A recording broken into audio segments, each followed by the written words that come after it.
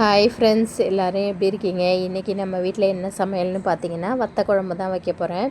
ஒரு எண்ணெய் சட்டியில் நல்லெண்ணெய் ஊற்றி கருவேடம் போட்டு தாளிச்சிக்கலாம். கருவேடம் நல்லா பொரிஞ்சு வந்ததுக்கப்புறமா 2 கைப்பிடி அளவுக்கு சின்ன வெங்காயம் சேர்த்து பூண்டு சேர்த்து நல்லா வதக்கி விட்டுக்கலாம். நல்லா வதங்கி வந்ததுக்கப்புறமா நான் புளி கரைசல் இது கூட சேர்க்க போகிறேன். அதுலேயே மிளகாத்தூள், மஞ்சத்தூள், உப்பு, ஒரு 3 பழ தக்காளியாக அதில் கரைச்சி விட்டுருக்கேன். அதை இது கூட நம்ம சேர்த்துக்கலாம். இந்த டயத்தில் குழம்பு நல்லா கொதித்து வர வரைக்கும் நம்ம மூடி போட்டுடலாம். குழம்பு இப்போ நல்லா கொதிச்சு வந்துருச்சு. இப்போ நம்ம ஓப்பன் பண்ணிவிட்டு இது கூட வத்தல் சேர்த்துக்கலாம்.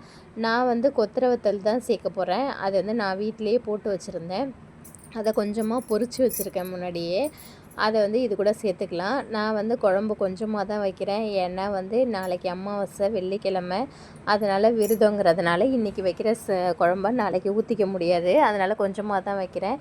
இந்த குழம்பு மீந்துச்சுனாலும் நம்ம இட்லி தோசைக்கு நைட்டுக்கு சேர்த்துக்கலாம். இட்லி தோசைக்கும் வத்த குழம்பு சூப்பராக இருக்கும். இது கூட இப்போ நம்ம மூடி போட்டுட்டு கொஞ்ச நேரம் கழித்து இறக்க போகிற டயத்தில் கொஞ்சமாக வெல்லம் சேர்த்துக்கலாம். வெல்லம் போட்டு இறக்கி வச்சோம்னா கொஞ்சம் கொதிச்சிட்டு நம்ம இறக்கி வச்சோம்னா குழம்பு நல்ல டேஸ்ட்டாக இருக்கும்.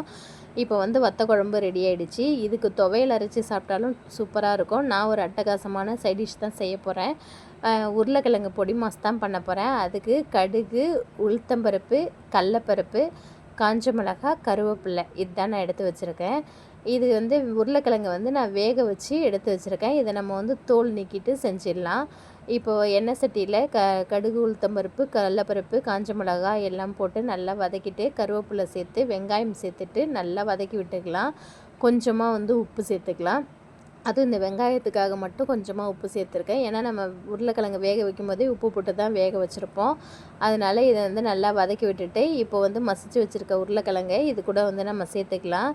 இந்த வத்த குழம்புக்கும் இந்த உருளைக்கிழங்குக்கும் ரொம்ப டேஸ்ட்டாக இருக்கும். Okay friends.